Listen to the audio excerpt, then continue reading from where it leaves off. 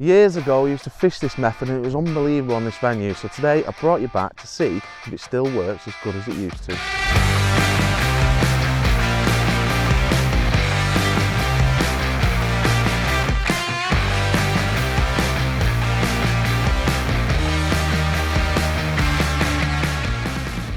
We're here today at Heronbrook Fisheries on the Match Lake. I brought you to Peg 4. It used to be an absolutely amazing peg back in the day, and one of the best methods was the maggot feeder.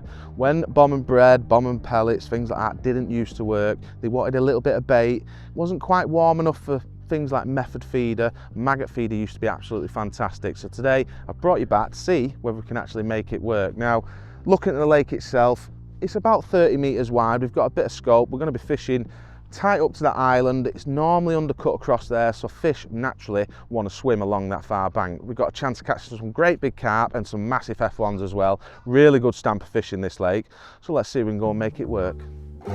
Being a method that we don't really fish loads nowadays, the one thing that really stands out in my mind is when we used to fish the teams of 4 here. You know, it used to be 120 peg winter leagues. We managed to win it as a team 3 times in 4 years.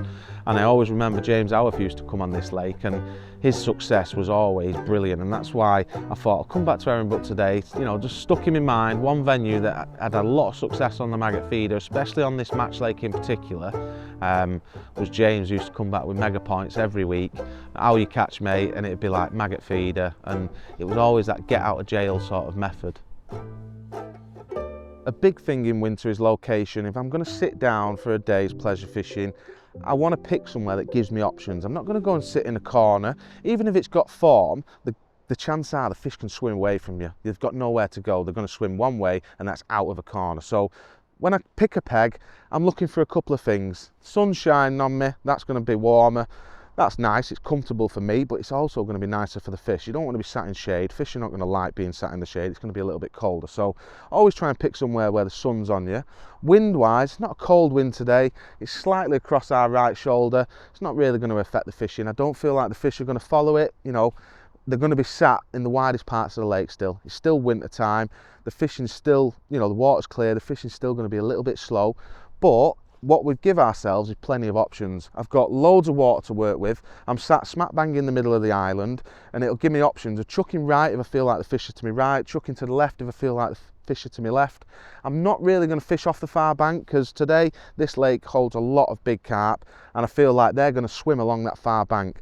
We've got reed cover on the far bank, so that's a good thing, but we might also catch where the bank's a little bit cleaner. Sometimes when you're chucking up to them reeds, they're still dead, they've not grown up fully, and what you can find is you've got debris next to them, and the bottom could be covered with loads of sort of like dead weeds and stuff like that.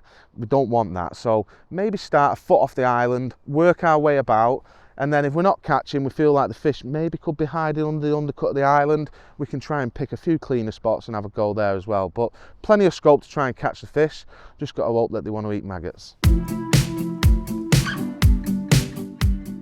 So when it comes to actually loading the feeder, first thing you want to do is always put your hook bait on. So I'm going to take 2 maggots to start with. I'm going to go one through the fin end, one through the fat end. It's what we call top and tailing. You could go fat and fin and don't think it really matters. I've got 2 on, I've got the option of putting 3 on if need be. Once that's then done, then think about loading your feeder. If you load your feeder too quickly, if you load the feeder first, what will happen is your maggots will start coming out. That's no good. So first thing, I want to get as many maggots in here as possible. So I put a few in and I push them down to the bottom, and then I fill the back end up, and then I just close the actual feeder itself, and then just put your fingers over them 2 big holes. And then what that does, it stops the maggots crawling out. Then what I do is I always dunk it in the water and I reel it into position where I want to cast from. And because I've dunked it, it works like that pole pot effect. It just stops the maggots coming out of the side for that split second. The reason you want to do this is because you've only got 25 maggots in your feeder. If you go to cast and you lose 5 or 6, it don't sound like a lot, but it's 20% of your bait actually come out of your feeder. So it just allows you to cast them maggots out. So get into the pattern of dunk it in the water, wind it to where you want to go, and then you're ready to cast. Rod tip under the water and get that line sunk. Now the plan is basically to have 3 chucks here, probably looking at around about 6-minute casts. Most of the time when we used to fish here, I'm quite excited to see if it still works, to be honest, but most of the time your bites were quite quick. You know, it weren't a method where you caught a lot of fish after sort of 6 minutes. Most of your bites come within 2 to 4 minutes. So with that in mind, I want to cast probably about every 6 minutes or so, keep a little bit of bait going in. The idea with this though is to find the fish as early as possible. So you think, if I have 6 minute casts and I chuck 3-4 times in front of me, it's 18 to 24 minutes gone there. I don't want to spend ages trying to find the fish. Now, I've seen one fish top, which has actually been to my left, and I've made a note in line with that tree. There's a little bit of bark come off the tree, so I know where that fish topped. Now, initially I was going to chuck more to my right because that's where they've been catching fish in previous weeks. Looking at the match results, 2, 3, 4, the fish seem to have been there. So I have seen a fish more towards peg 5 to my left. That might be my next go-to spot, but I'm going to have 3 casts here, which will be about 20 minutes. If I don't catch, I'm going to have a chuck to my left or chuck to my right. You know, if I see another fish top there, slightly to my right or slightly to my left, I'll go where the fish are. Why wouldn't you?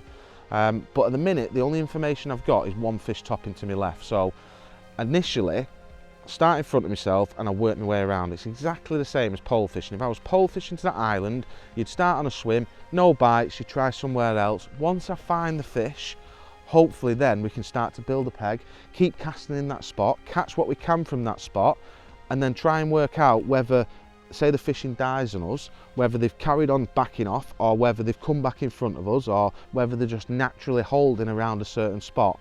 Now, the thing with this peg, it's like a bit of a bay, and for years now, this wider bit in between sort of pegs 3 and 4 has always been a good fish holding spot. Whether it's still the same, I don't know, because I haven't been here for 6-7 years, but you know, looking at the match results, I have seen weights on these 2 pegs 2 and 4 in the last couple of weeks, so I feel like it's not really changed a great deal. The more you go that way, the island finishes, you've got a bit of open water, which used to be good for F1s, etc. But the big carp used to always love hanging in front of this island. So yeah, fingers crossed we can get amongst the fish quickly, but that's the plan. 3 chucks in front of me, but don't get a bite. I either have a little go to my left or a little go to my right, and while I'm waiting for a bite, all the time I'm just looking for signs of fish. Sometimes they don't even top, they just break the water surface tension. They might just come up near the surface, you might see a little ripple or a swirl or anything like that. So that's where your watercraft comes in. I'm looking around and I'm just trying to spot anything I can, any little signs of movements, if I see a reed twitch or anything like that, just to give me some information of where the fish might actually be sat, any bubbles, anything really. So yeah, we'll leave this in now, everything's set, ready to go. I've got my tip tensioned ever so slightly, probably got like 1 or 2 inches bend in that tip. I don't want to fish it slack, because what you can get with a lot of this style of fishing, especially when you're fishing maggot feeder, and you know, same when you fish like bomb and bread, when you're chucking up to an island, you get a lot of drop backs. So if you're fishing with a slack line, sometimes it's not going to get that bolt effect on the feeder. So I'm tightened up slightly to that feeder and I'm looking for either a drop back or a twitch, and then the rod goes off the rest. So if it's where my bites are poor and they're taking a little bit longer to develop, or I feel like something's picked it up and let go of it, then I might shorten that hook length down. But starting with a 10-inch hook length, 2 or 3 maggots on the hook on 6-minute casts, we'll just feel our way into it. Right, I'm going to run you through the setup for today. Very simple, starting off with the actual rod itself, 10 foot. We're only casting 30 metres today, so we don't need 11, 12 foot rods. 10 foot's perfect. We've got the Aventus R, got a little bit of backbone here, but it's also got that nice soft progressive action, so we've got a chance of catching carp up to 10 pound. The smallest fish is probably going to be a pound, so we're getting a good stamp of fish today. Tip wise, we've got an 1.5 ounce tip in there, and then reel line, I've got 3000 N-gauge Pro reel, and that's got 6 pound Pulse Pro on it. And then coming down to the actual feeder setup, very simple. We've got an inline maggot feeder, so a small 30 gram maggot feeder. We've just got a quick change bead there, and then hook length wise, we've got 10 inches of 0.17 to a 16 Kaizen. Now, whenever I'm fishing with maggots on feeder, if I'm fishing a method feeder or maggot feeder, and the fact that we're catching some big fish today as well, I just prefer Kaizen over an SLWG. It's got a slightly offset point, which I think helps with hooking. It's a little bit thicker than an SLWG in size. If I was catching just F1s, I would probably fish a 16s LWG. But if you catch big carp, you know, you could catch 12-pound fish today, that's not unrealistic, then that's going to handle it absolutely fine. It's not a massively long hook either, the shank's quite small. Putting 2 or 3 maggots on there will be absolutely perfect. So 0.17 to a 16s Kaizen, razor point hook point on that as well. The SLWGs have got that wasabi point. These are a little bit sharper. If I get to the point where I feel like the point might have gone a little bit, then I'll just change my hook length. If I want to chop this hook length down as well, if my bites are not brilliant, you know, and what I mean by that is I'm getting a few twitches before it sort of progresses, then I can chop this hook length in half and I can fish with a 5 or 4 inch hook length and just see if that's any better. But to start off with, I think 8 to 10 inches in length is a good starting point. Don't really want to go any longer. I used to find 8 was always good, but this is a 10 inch hook length. I've got the option of chopping it down. Very simple setup. Let's go and see if we can catch a few of it. Right, so I've started in front of me, not really had any signs. What I've done now is I'm just moving slightly over to the right, probably 15 foot along the bank here now, and I've had 3 chucks there, but the last 2 chucks I have actually had some signs, so a little bit more encouraging. Normally, if I hadn't have had a sign, I would be moving again now, probably more to my left. I was planning on going to my left, but my gut's just saying I need to be a little bit more to my right. I feel like looking at the results the past few weeks, that's where the fish have been. So I'm just going to have a quick scan over here and we found some indications. So that's a good sign. I'm still going to stay 6-minute casts. And like I say, the last 2 chucks, I have had a couple of indications on the tip. So signs are encouraging. This is the 4th chuck here now. Normally, I would have moved away from this area, but because we're getting signs, I'm going to try and keep putting a bit of bait through. And if we start catching, it might be a case of building this up. We might just start catching them. We're sort of 35 minutes into the session now, 6 or 7 casts in. If I catch a few here and then it goes dead, I might have to go a little bit more further right rather than going left, but within the 2nd chuck I'd had a sign. So no signs right in front of me. And also something worth noting as well, when I did chuck in front of me, I picked a couple of twigs up. So if you're too tight or there's some debris, you've got all them trees on the far bank, all twigs will be falling in. You will have areas when you're fishing to islands like this that do sort of congregate and hold like twigs and bits of leaves on the bottom. They're not the best places to be fishing over. So a couple of quick casts here, nice clean bottom, not picked any rubbish up, touch wood. Might be a little bit better area to fish, and we've had a couple of liners as well, so fingers crossed, won't be too long before we get our first fish.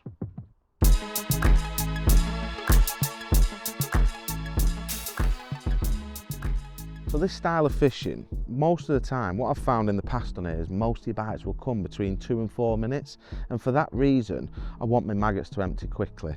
Now we've got a 30-gram version here and it's a small version, but what I always like to do is enlarge these holes for a quicker release. I want all them maggots out of that feeder within a minute. I don't want them dripping out 2s and 3s at a time. I've always found on lakes like this in particular, you're almost dobbing the fish. We can get about 20 maggots in there, but I don't want 2 or 3 coming out within a minute and a half period. If you was fishing on a river, for example, and they're dripping out slowly, that might be a good thing, but for carp and F1s, I want my bait out of my feeder exactly the same as I would on a pole pot. So all I'm trying to do is imitate what I do when I'm pole fishing. I ship across there, put my maggots in. It's exactly the same principle with this. So rather than have a slower release, I just really extend these holes. So I take a pair of scissors and I chop down the side of them, keeping it as low to the base as possible. So I'll take that side off, go across the top, keep it nice and straight if I can. And what that'll do now, once I've tidied that up, my maggots won't come out. I can dunk them before I cast and that just clags the maggots even more so. But once the feeder's hit the bottom, hopefully within a minute my maggots are out, my rig is fishing, and I can wait, and I've got 20 sort of maggots around my hook bait, around my feeder, and the bites will hopefully come between 2 to 4 minutes.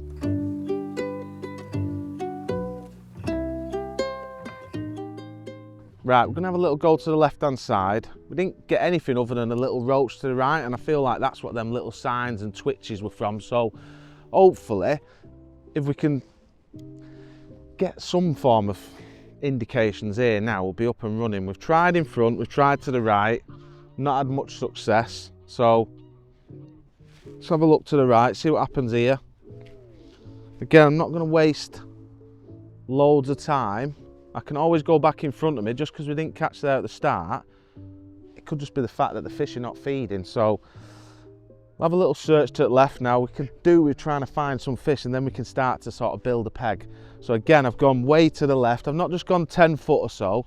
I've gone basically in front of the next peg, because I feel like when you're sat on your own, the fish can back away from you. And because we've nothing to work with at the minute, no proper bites, I feel like we need to drop on or get as close to the fish as we can, and then we'll have something to build upon. So don't want to waste time trying to build a peg if the fish are not in front of me or fishing in the wrong part of my peg. Generally speaking, at this time of year when it's cold, you'll chuck in, and if they're there, you'll get a bite pretty quickly, and then it's just a matter of fact whether they'll stay there and want to feed. You know, maggots are not too offensive, they catch anything that swims, but when you are trying to build a peg and catch some F1s, you need to be putting bait through quite regular. So, you know, I don't feel like it's a case of catch a fish, move.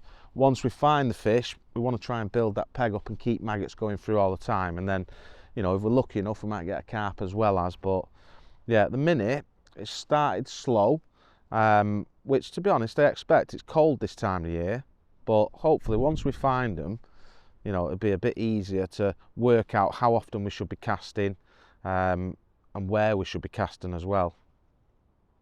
One thing to note as well is, like, when you are chucking again, I'm clipping back up again. So I'm picking a new spot, make a new clip, start again. I'm not just using the same clip and trying to find somewhere to cast. So like here, I'm probably chucking an extra 5 meters further down my peg. Obviously my clip was still on, I'd be short of the island. So just remember, clip off, find your spot, get a couple of casts, you know, minimum disturbance really. You don't want to be casting too regular, trying to get your clip, but if you can get it within a cast or two, great, clip back on, and then you can carry on your fishing then.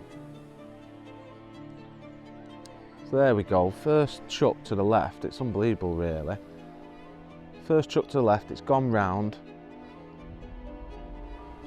All that time in front and to the right where I thought the fish would be, and as daft as it sounds, we did see the fish top to the left. So whether that's me being a bit silly, or you know, me being a bit naive thinking, no, I'll go where I think the fish are, but this is the problem, when you come pleasure fishing, the fish can just back away, and they've probably gone left rather than right. So even though all the form has been on sort of like pegs 2 and 4 really, you know, when I've looked on Facebook and things like that and looked at the match weights, you know, the fish that well, the one fish I've seen top was to the left. We've gone down there, first chuck we've got one, so now hopefully we'll have something to work with. It's only been in there probably 4 minutes, that chuck. It's not a big fish, I think it's an F1, but something to work with. But it's a nice fish though. Yeah, it's one of the old F1s. Didn't fight particularly hard, but it's not gonna when the water's this cold. And the only thing I did actually change as well, that chuck, I did put a smaller feeder on, just because I felt like it would be a little bit less disturbance. But see there, probably 2 and a bit pound. Brilliant start. Well, not a brilliant start, but brilliant start in a new swim. So getting back, let's have another chuck and give it another 6 minutes, same spot, and hopefully now we'll start building the peg. When it comes to bait choice, it can't be easier. Maggots, and that is it. But one thing that can make a difference is colour of maggots. When the water's clear, I always try to favour reds. So reds is my starting point. I've got a few whites as well, probably more so as a change of a hook bait. So I might fish with a red and a white on the hook, or 2 whites on the hook, 2 reds on the hook. I'll mix it up. But to start with, I feel like I'm going to feed reds. Reason for that, when the water's clear, I just feel like when they're on the bottom, they're not as offensive to the fish. If you've got a big pile of white maggots, sometimes the fish can be a little bit cautious. Reds will blend in with the bottom a little bit better, and it's a confidence thing for me. Does it make a difference? Probably not, but I've always stuck with reds in the winter, so I'm going to stick with reds. If the water was a little bit more coloured, I'd definitely opt with whites, or maybe a mixture of both. But to start with, just to play it on the safe side, red maggots, and that's all we need. Couple of pints of them, job done. 4th chuck, 3rd fish, and that one was only about 4 minutes, so again quite good. Look at the size of that. That's what we come here for. That is a typical Match Lake F1, absolutely massive thing. I'm going to say £3.5, definitely 3. Yeah, definitely 3.5. Big old fat thing, the biggest one of the day. Let's see if we can get another one. Starting to get some bites now. I've actually got something to work with, but it proves our location is so important as well as. Once we've found the fish, the idea then is to keep building that peg up, and because you're feeding maggots, it's not overfilling, you stay in that spot, and hopefully as the day progresses, the light starts getting a bit lower, the fishing will get better and better, and you can have a really strong finish to the session sometimes by building that swim up. If you did come to the point where then again you stop catching, it might only be a case of not moving as far this time, maybe just 3 more meters down your peg, and you might start catching again if the fish back off. But generally, as the day wears on, you know, the light starts to go, the fishing gets better. But the idea of once you've found the fish is you keep that bait going through, keeping them fish interested, and hopefully your peg will get stronger and stronger.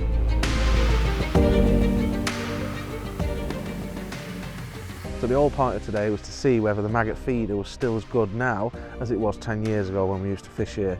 And I think the answer is yes, it's still been brilliant. Not so much for carp, I would say, but for the F1s in particular. It could be for the fact that carp have probably backed off, sat here on our own pleasure fishing, but once the F1s have found it, and we found the F1s by fishing more to our left, the fishing's been brilliant. It's got stronger and stronger as the day gone on, and I do think that maggot feeder is still a very underrated method.